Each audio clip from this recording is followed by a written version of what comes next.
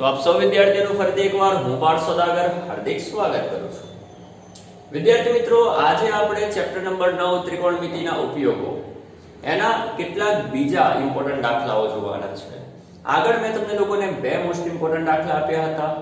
હવે આપણે બીજા ચાર મોસ્ટ ઇમ્પોર્ટન્ટ દાખલા ત્રીજો, ચોથો, પાંચમો અને છઠ્ઠો જોવાનો છે અને આ ચારે ચાર દાખલાને પણ હું અહીંયા તમને ગણાવવાનો છું। તો વિડિયોને તમારે છેક સુધી જોવાનો રહેશે। વિડિયોને લાઈક પણ કરજો, શેર પણ કરજો, વિડિયો કેવો લાગે છે એની કમેન્ટ પણ કરજો અને જો તમને આ ચેપ્ટરમાંથી બીજા કોઈ ડાઉટ હોય, કોઈ દાખલો તમને અઘરો પડતો હોય તો તમે મને મેસેજ પણ કરી શકો છો। તો વિદ્યાર્થી મિત્રો, સ્ટાર્ટ કરીએ છીએ ત્રીજા નંબરનો મોસ્ટ ઇમ્પોર્ટન્ટ દાખલો। એક પતંગ જમીનથી 60 મીટર ઊંચે ઉડી રહી છે। જો તેનો દોરો ખેંચીને જમીન પરના કોઈ બિંદુ સાથે બાંધેલો હોય અને દોરી જમીન સાથે 60 નો ખૂણો બનાવે તો દોરીની લંબાઈ શોધો। જો સૌથી પહેલા તો આપણે રકમને સમજવી પડશે કે રકમ શું કહે છે। સમજો ફરીથી એકવાર, રકમમાં કહે છે કે એક પતંગ જમીનથી 60 મીટર ઊંચે ઉડી રહી છે। મતલબ હું શું કરીશ, એક જમીન વિચારીશ અને એ જમીનથી માની લો આ એક પતંગ ઉડે છે। જમીનથી માની લો કે આટલી જે ઊંચાઈ છે તે 60 મીટર છે અને 60 મીટરની ઊંચાઈ પર આ જગ્યા ઉપર માની લો કે આ જગ્યા ઉપર એક પતંગ ઉડે છે। જો તેનો દોરો, પતંગનો દોરો હશે, જો તેનો દોરો ખેંચીને જમીન પરના કોઈ બિંદુ સાથે બાંધેલો હોય, જે પતંગ છે તેના દોરાને તમારે ખેંચીને જમીન સાથે બાંધવાનો છે। આ તમારી જમીન છે, તમે જમીન સાથે દોરાને બાંધી દીધો છે અને દોરી જમીન સાથે 60 નો ખૂણો બનાવતી હોય, મતલબ કે આ જે દોરી છે એ જમીન સાથે કેટલો ખૂણો બનાવે છે? 60 નો ખૂણો બનાવે છે। તો આપણે અહીંયા લખી નાખીશું 60। તો દોરીની લંબાઈ શોધો। આ જે દોરી છે, આ દોરીની જે લંબાઈ છે એ આપણે શોધવાની છે। તો વિદ્યાર્થી મિત્રો, સૌથી પહેલા તો આ દાખલાની અંદર આપણે શું કરીશું તે જોજો। સૌથી પહેલા આપણે નામ નિર્દેશન કરી દઈશું, મતલબ કે આને આપણે A નામ આપી દઈએ, આને B કહી દો, આને C કહી દો। હવે આકૃતિને થોડીક આપણે એક્સપ્લેન કરી નાખીશું, બરાબર? તો સૌથી પહેલા હું લખીશ કે અહીં બિંદુ A પતંગને દર્શાવે છે,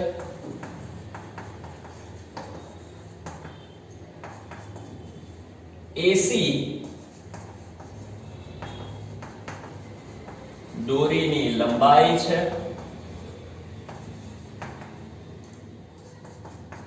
તથા AB એ પતંગ અને જમીન, આ જમીન છે એ પતંગ અને જમીન વચ્ચેનું અંતર છે। પતંગ અને જમીન વચ્ચેનું અંતર છે। ચલો આપણને ખબર છે કે AB કેટલા છે, તો કે ભાઈ 60। તો હું લખીશ AB બરાબર 60। સાથે સાથે તમને સ્પષ્ટ દેખાય છે કે અહીંયાથી આપણે એક સીધી રેખા ખેંચી દઈએ, મતલબ કે જમીન પર એક લંબ લઈ લઈએ તો આ જે ખૂણો છે તે 90 ડિગ્રી બનવાનો, 90 અંશ બનવાનો। મતલબ કે આ જે તમારો ત્રિકોણ છે એ તો કાટકોણ ત્રિકોણ થઈ ગયો, આ તમારો ત્રિકોણ કાટકોણ ત્રિકોણ થઈ ગયો। અને બીજું કે દોરી જમીન સાથે 60 નો ખૂણો બનાવે છે, દોરી જમીન સાથે 60 નો ખૂણો બનાવે છે, માટે માપ ખૂણો ACB બરાબર 60। ચાલો આટલી વસ્તુ ક્લિયર થઈ ગઈ। હવે આ એક કાટકોણ ત્રિકોણ છે તે પણ આપણે લખી નાખીએ। ત્રિકોણ ABC માં ખૂણો B કાટખૂણો છે। ઓકે વિદ્યાર્થી, આપણે શોધવાની છે આ દાખલામાં દોરીની લંબાઈ. દોરીની લંબાઈ મતલબ કે આપણે AC શોધવું છે. વિદ્યાર્થી મિત્રો, કાટકોણ ત્રિકોણમાં આ AC નો મતલબ કર્ણ કહેવાય. મતલબ કે મારે કર્ણ શોધવો છે. ખૂણો આપેલો છે, ખૂણાની સામેની બાજુ આપેલી છે અને કર્ણ શોધવો છે. મેં આગળના દાખલાઓમાં તમને કીધું છે કે જ્યારે ખૂણો આપે, સામેની બાજુની વાત કરે, કર્ણની વાત કરે, તો આપણે સૂત્ર મૂકવાનું sin θ નું. sin θ બરાબર સામેની બાજુ છેદમાં કર્ણ. ખૂણો આપે, સામેની બાજુ આપે, કર્ણ શોધવો હોય, સૂત્ર મૂકો sin θ. sin θ કેટલા મૂકવાના? તો કે ભાઈ 60 મૂકી દો. સામેની બાજુ કઈ છે? તો કે ભાઈ AB છે. અથવા તો ડાયરેક્ટ લખી શકો સામેની બાજુ કેટલી? તો કે ભાઈ 60. અને કર્ણ કયો? તો કે ભાઈ AC. તો AC તમારો કર્ણ થઈ ગયો. sin 60 ની કિંમત કેટલી બોલો? વર્ગમૂળમાં 3 ના છેદમાં 2. અને આ કોણ છે? તો કે ભાઈ AC છે. AC ને કરતા બનાવો તો AC ઉપર જશે, વર્ગમૂળમાં 3 નીચે આવશે અને આ બે ઉપર જતા રહેશે. તો 2 ઉપર ગયા, 60 ગુણ્યા 2. AC ઉપર ગયા અને વર્ગમૂળમાં 3 નીચે આવી ગયા. છે કે નહીં? AC બરાબર 60 ગુણ્યા 2 120 છેદમાં વર્ગમૂળમાં 3. તો વિદ્યાર્થી મિત્રો, આપણને AC મળી ગયો. AC એટલે કે આ જે દોરીની લંબાઈ શોધવાની હતી, આ દોરીની લંબાઈ તમને લોકોને મળી ગઈ. પણ મેં તમને ગઈકાલે પણ કીધેલું કે જવાબ જ્યારે તમારો છેલ્લો હોય તો છેલ્લા જવાબની અંદર કદી પણ છેદની અંદર વર્ગમૂળ ના હોવું જોઈએ. તો અહીંયા તમે જોઈ શકો છો કે તમારા છેદમાં વર્ગમૂળ આવી ગયું. પણ આપણે જાણીએ છીએ કે અંતિમ જવાબની અંદર કદી પણ છેદમાં વર્ગમૂળ ના હોવું જોઈએ. તો એ વર્ગમૂળને આપણે દૂર કરી નાખીશું. અને ગઈકાલે મેં તમને શીખવાડ્યું કે વર્ગમૂળ કેવી રીતે દૂર થાય. ચાલો, મારે આને દૂર કરવું છે તો એના જ વડે આપણે એને ગુણી નાખીશું અને એના જ વડે આપણે તેને ભાગી નાખીશું. ચાલો, 120 ગુણ્યા વર્ગમૂળમાં 3 એ તો 120 વર્ગમૂળમાં 3 જ કહેવાય. છેદમાં વર્ગમૂળમાં 3 ગુણ્યા વર્ગમૂળમાં 3 તો કે 3 થઈ જાય. ખબર છે ને? વર્ગમૂળમાં 3 ગુણ્યા વર્ગમૂળમાં 3 લખાય. હવે છેદ ઉડાવો, 3 ચોક 12 થશે એટલે કે 40 આવશે. જવાબ આવશે 40 વર્ગમૂળમાં 3. તો AC મળી ગયો 40 વર્ગમૂળમાં 3 અને રકમમાં એકમ મીટરમાં આપેલો છે તો આપણે અહીંયા લખી નાખીશું મીટર. અને છેલ્લે આપણે જવાબ પણ લખી નાખીશું કે આમ અથવા તો માટે દોરીની લંબાઈ 40 વર્ગમૂળમાં 3 મીટર છે.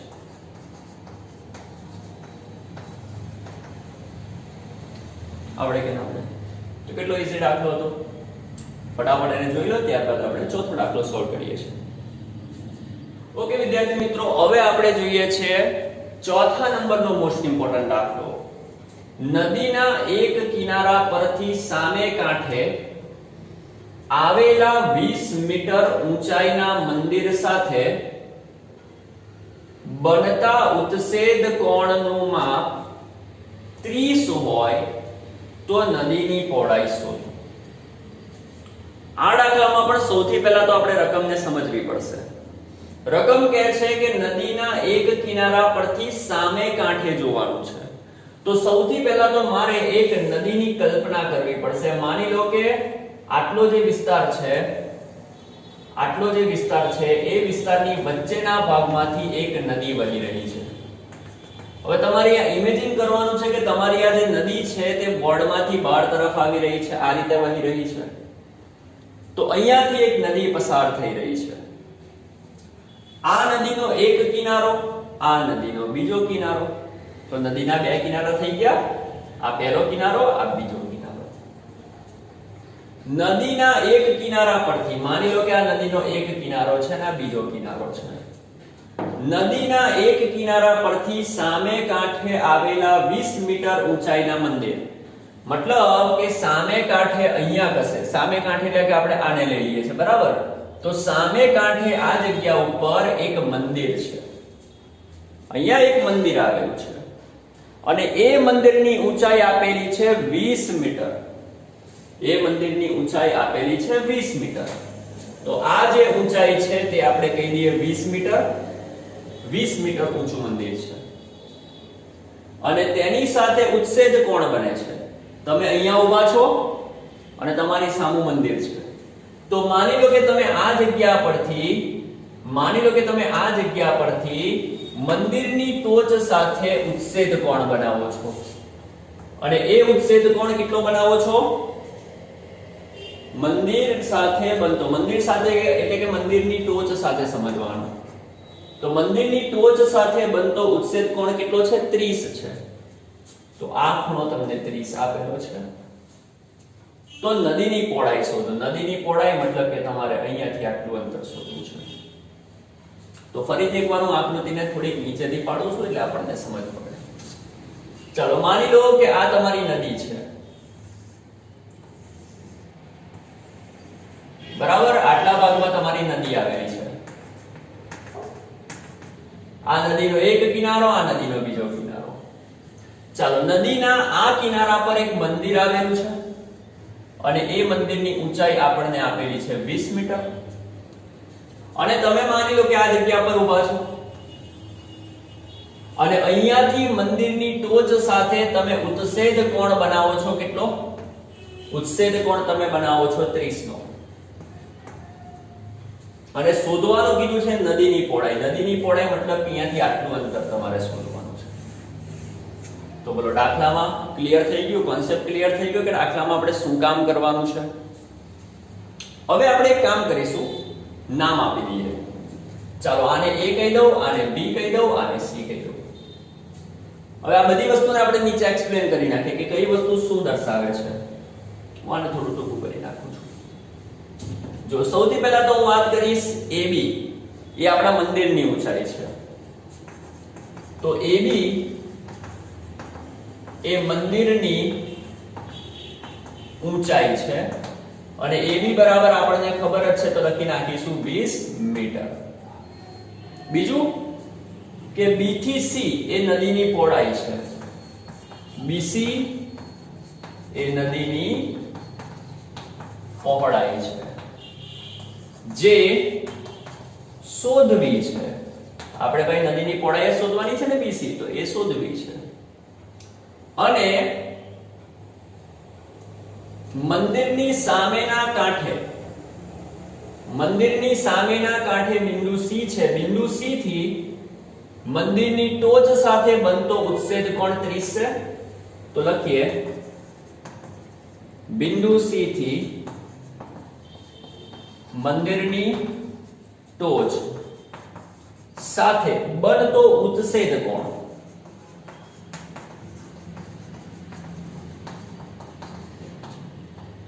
30 અંશ છે. માટે આપણે લખી શકીએ કે માપ ખૂણો ACB બરાબર 30 અંશ.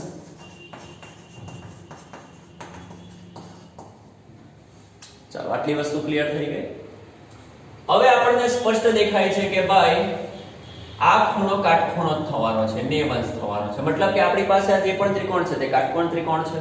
તો લખવાનું કાટકોણ ત્રિકોણ ABC માં ખૂણો B બરાબર 90 અંશ છે. તમે એવું પણ લખી શકો કે ત્રિકોણ ABC માં ખૂણો B કાટખૂણો છે અથવા તો કાટકોણ ત્રિકોણ ABC માં ખૂણો B 90 છે. હવે વિદ્યાર્થી મિત્રો આપણે નદીની પહોળાઈ શોધવી છે. નદીની પહોળાઈ મતલબ કે ખૂણાની પાસેની બાજુ કહેવાય. તમારે ખૂણાની પાસેની બાજુ શોધવી છે અને તમને ખૂણાની સામેની બાજુ આપેલી છે. તો સામેની બાજુ, પાસેની બાજુ અને ખૂણો એને સાંકળતું કોઈ સૂત્ર તમને યાદ આવે છે? યાદ કરો. તો કે હા, સામેની બાજુ, પાસેની બાજુ અને ખૂણો એને સાંકળતું આપણી પાસે એક સૂત્ર અવેલેબલ છે, જે સૂત્ર છે tan થીટા. કારણ કે આપણે કહીએ છીએ કે tan થીટા બરાબર સામેની બાજુના છેદમાં પાસેની બાજુ.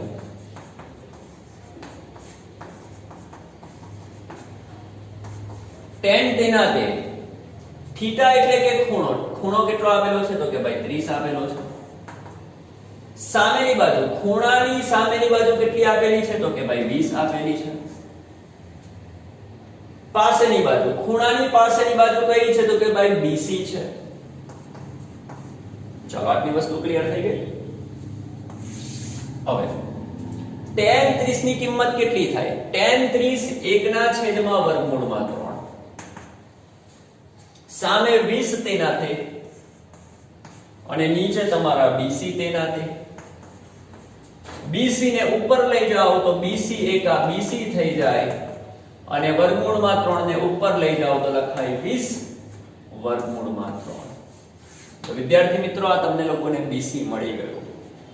BC એટલે શું? નદીની પહોળાઈ મળી ગઈ. અને આ એકમ મીટરમાં છે તો આનો પણ એકમ મીટરમાં લખીએ. કેટલું સિમ્પલ છે. હજુ તમે લોકો ચાહો તો આ દાખલાને ઓર આગળ પણ ગણી શકો છો. 20 વર્ગમૂળમાં 3 ની કિંમત 1.73 થાય. દરેકને ખબર હશે કે વર્ગમૂળમાં 3 એની કિંમત 1.73 થાય. 1.73 ગુણ્યા 20 કરો. 2 તાળી 6, 2 સતા 14, 14 4 બધી પડી 1, 2 એકા 2, 2 ને 1 3, આ 0 તેના તે અને દશાંશ ચિહ્ન પછી 2 પોઈન્ટ છે ત્યાંથી 2 પોઈન્ટ કટ કરી નાખો. તો તમે લોકો ચાહો તો આ પણ જવાબ લખી શકો છો. આ 173 ગુણ્યા મેં 20 જ કરેલા છે તો આવડશે ને કેવી રીતે કરવાના? 173 ગુણ્યા 20 મતલબ કે 173 ગુણ્યા 2 કરીશું. તો 2 તાળી 6, 2 સતા 14, 14 4 બધી પડી 1, 2 એકા 2 ને 1 3. હવે આ જે 0 છે એને ઓટોમેટિક પાછળ મૂકી દેવાનો. તો આન્સર આવી ગયો 30 60. અને બોલો આની પાછળ 2 દશાંશ ચિહ્ન છે તો અહીંયાથી 2 દશાંશ ચિહ્ન કટ કરી નાખીશ. તો આ બેનો ગુણાકાર આટલો આવી ગયો. છે કે નહીં? બસ તો તમને તમારો આન્સર મળી ગયો. જવાબ લખો તો લખી નાખવાનો દરેકે. આમ નદીની પહોળાઈ કેટલી થશે? 20 વર્ગમૂળમાં 3 મીટર અથવા 34.60 મીટર છે. તો ચેક કરી લો દાખલો. ત્યારબાદ આપણે જોઈએ છે પાંચમો ઇમ્પોર્ટન્ટ દાખલો. ઓકે વિદ્યાર્થી મિત્રો, હવે આપણે જોવા જઈ રહ્યા છે પાંચમો અને છઠ્ઠો મોસ્ટ ઇમ્પોર્ટન્ટ દાખલો. તો સૌથી પહેલા આપણે જોઈએ છે પાંચમો દાખલો. ટાવરના પાયાથી 30 મીટર દૂર આવેલા જમીન પરના બિંદુથી ટાવરની ટોચના ઉચ્છેદ કોણનું માપ 30 છે તો ટાવરની ઊંચાઈ શોધો. અહીંયા પણ આપણે રકમને સમજવી પડશે કારણ કે રકમ સમજાશે તો જ આપણે આકૃતિ પાડીશું. આકૃતિ પડશે તો જ આપણો દાખલો બરાબર સોલ્વ થશે. શું કહે છે? ટાવરના પાયાથી. તો ચાલો સૌથી પહેલા આકૃતિ બનાવવાની કોશિશ કરીએ. માની લો આ જમીન છે અને આ તમારો ટાવર છે. ટાવરના પાયાથી 30 મીટર દૂર આવેલું બિંદુ. તો ટાવરના પાયાથી માની લો કે તમે 30 મીટર દૂર ગયા. તો 30 મીટર દૂર એક બિંદુ આવેલું છે. એ બિંદુથી ટાવરની ટોચના ઉચ્છેદ કોણનું માપ 30 છે. આ બિંદુથી તમારે ટાવરની ટોચ જોવાની છે. આ બિંદુથી તમારે ટાવરની ટોચ જોવાની છે અને ઉચ્છેદ કોણનું માપ આપેલું છે 30 અંશ. તો ટાવરની ઊંચાઈ શોધો. મતલબ કે આ જે તમારો ટાવર છે એની ઊંચાઈ તમારે શોધવાની છે. કેટલો ઈઝી દાખલો છે. હમણાં જે આગળનો દાખલો જોયો તેના જેવો જ છે. કેમ સમજો. ચાલો પહેલા નામ આપી દો. A, B અને C. એક્સપ્લેન કરી દો કે કઈ વસ્તુ કોણ છે. તો સૌથી પહેલા લખીશ કે અહીં AB ટાવર છે, BC એ ટાવરના તળિયેથી 30 મીટર દૂર આવેલા BC એ ટાવરના તળિયેથી 30 મીટર દૂર આવેલા બિંદુ C નું અંતર છે. સમજ પડી ગઈ? બીજું, બિંદુ C પાસે ઉચ્છેદ કોણ 30 અંશનો બને છે તો લખી નાખીએ માપ ખૂણો ACB બરાબર 30 અંશ છે. હવે વિદ્યાર્થી મિત્રો સમજવાની કોશિશ કરો. સાથે સાથે કાટકોણ ત્રિકોણ પણ થવાનો. તે પણ લખી નાખીએ. ત્રિકોણ ABC માં ખૂણો B બરાબર 90 અંશ છે. હવે જોજો, અહીંયા આપણે શોધવાનું છે ટાવરની ઊંચાઈ. ટાવરની ઊંચાઈ મતલબ કે AB શોધવી છે. ખૂણો આપેલો છે, આ એની પાસેની બાજુ કહેવાય. ખૂણો અને પાસેની બાજુ આપેલી છે અને તમારે સામેની બાજુ શોધવી છે. ખૂણો અને પાસેની બાજુ આપેલી છે અને તમારે સામેની બાજુ શોધવી છે. તો હમણાં જ મેં તમને કીધું કે પાસેની બાજુ, સામેની બાજુ અને ખૂણો એને સાંકળતું એક જ સૂત્ર આપણી પાસે અવેલેબલ છે, જે છે tan θ બરાબર સામેની બાજુ છેદમાં પાસેની બાજુ. ચાલો કિંમતો મૂકો. થીટા કેટલો તો કે ભાઈ 30 મુકાશે. સામેની બાજુ કઈ તો કે ભાઈ સામેની બાજુ તો AB છે જે આપણે શોધવાની છે. પાસેની બાજુ કઈ તો કે ભાઈ 30. ચાલો tan 30 કેટલા થાય તો કે ભાઈ 1 ના છેદમાં વર્ગમૂળમાં 3 બરાબર AB ના છેદમાં 30. ચાલો આની ગણતરી આપણે અહીંયા કરી નાખીએ. બોલો વિદ્યાર્થી મિત્રો, 30 ઉપર જાય કે ના જાય? અને છેદમાં કોણ રહેશે? વર્ગમૂળમાં 3 બરાબર AB. હવે AB ને આમ પલટાઈ નાખો તો લખાશે AB બરાબર 30 ના છેદમાં વર્ગમૂળમાં 3. તો વિદ્યાર્થી મિત્રો આપણને AB મળી ગયું, ટાવરની ઊંચાઈ મળી ગઈ. પણ એક પ્રોબ્લેમ છે. જે છેલ્લો જવાબ મળે છે એમાં છેદમાં વર્ગમૂળ છે અને છેદમાં વર્ગમૂળ હોવું જોઈએ નહીં. તો આપણે એ વર્ગમૂળને કાઢી મૂકીશું. કેવી રીતે કાઢી મૂકવાનું મેં તમને આગળ સમજાવ્યું. 2-3 દાખલામાં મેં તમને કરાવ્યું. શું કરવાનું? ગુણ્યા વર્ગમૂળમાં 3 ભાગ્યા વર્ગમૂળમાં 3. આ જે પણ હોય છેદમાં જે પણ વર્ગમૂળ હોય તેના વડે ગુણવાનું અને ભાગવાનું. હવે થોડુંક વિચારો. ઉપર 30 વર્ગમૂળમાં 3 રહેશે, 30 ગુણ્યા વર્ગમૂળમાં 3 અને વર્ગમૂળમાં 3 ગુણ્યા વર્ગમૂળમાં 3 થઈ જાય. છેદ ઉડાવો 3 30 થઈ જાય. તો તમારો જવાબ શું આવશે? AB બરાબર, તો આનો જવાબ શું આવશે? AB બરાબર 10 વર્ગમૂળમાં 3. તો બાજુમાં લખું છું 10 વર્ગમૂળમાં 3. અને દાખલાની અંદર એ લોકો એકમ મીટર વાપરેલો છે, તો આની બાજુમાં પણ આપણે લખી નાખીશું મીટર. અને બોલો જવાબ દરેક જણ જાતે લખી નાખશો. જવાબ શું આવશે? બોલો જવાબ શું લખાશે? સવાલ પૂછેલો છે ટાવરની ઊંચાઈ શોધો, તો જવાબમાં લખવાનું કે આમ ટાવરની ઊંચાઈ 10 વર્ગમૂળમાં 3 મીટર છે. તો છે ને કેટલા ઈઝી દાખલા છે. હવે આ જે છઠ્ઠો દાખલો છે હું તમને જાતે સોલ્વ કરવાનું કહીશ. એ તમે જાતે પ્રેક્ટિસ કરવાની, અને જો ન આવડે તો તમારે મને મેસેજ કરવાનો, તો હું તમને લોકોને કરાવી દઈશ. છતાં પણ તમને લોકોને એની હિન્ટ આપી દઉં છું કે સર્કસના તંબુમાં જમીન સાથે શિરોલંબ સ્થિતિમાં રહેલો એક થાંભલો છે. મતલબ કે જો એની આકૃતિ બનાવીને આપું છું કે તમને લોકોને એક થાંભલો આપેલો છે. થાંભલાની ટોચથી જમીન સાથે ખેંચીને બાંધેલું દોરડું 20 મીટર લાંબુ દોરડું જમીન સાથે 30 નો ખૂણો બનાવે છે. થાંભલાની ટોચ પરથી તમે એક દોરડું બાંધેલું છે, 20 મીટર લાંબુ દોરડું. કેટલું લાંબુ દોરડું? 20 મીટર લાંબુ દોરડું. અને એ 20 મીટર લાંબુ દોરડું જમીન સાથે 30 નો ખૂણો બનાવે છે. તો થાંભલાની ઊંચાઈ શોધો. મતલબ કે આ જે તમારો થાંભલો છે એની ઊંચાઈ શોધવાની છે. આવડે કે ના આવડે? નામ આપી દો A B C. હવે તમે જાતે જ વિચારો. ખૂણાની સામેની બાજુ શોધવી છે અને કર્ણ આપેલો છે, તો સૂત્ર કયું વાપરશો? sin θ બરાબર સામેની બાજુના છેદમાં કર્ણ. ખૂણો તો ખબર જ છે 30 અંશ. સામેની બાજુ શોધવી છે, કર્ણ આપેલો છે, તો મળે કે ના મળે? તો બોલો આવડશે કે નહીં આવડે? સિમ્પલ દાખલો છે. મારા ખ્યાલથી એનો જવાબ 10 આવવો જોઈએ. બરાબર, તમે લોકો ગણજો શું જવાબ આવે છે, તમે મને કહેજો. બરાબર, ટૂંકમાં આ રીતના મોસ્ટ ઇમ્પોર્ટન્ટ દાખલા આ ચેપ્ટરમાંથી પૂછાઈ શકે એવા છે. તો નેક્સ્ટ વિડિયોમાં નવા ચેપ્ટરના મોસ્ટ ઇમ્પોર્ટન્ટ દાખલા સાથે મળીશું. ત્યાં સુધી વિડિયોને લાઈક કરો, શેર કરો, અને કંઈ પણ ડાઉટ હોય, કંઈ પણ કન્ફ્યુઝન હોય તો તમે મને મેસેજ કરી શકો છો. તો એકવાર આને જોઈ લો.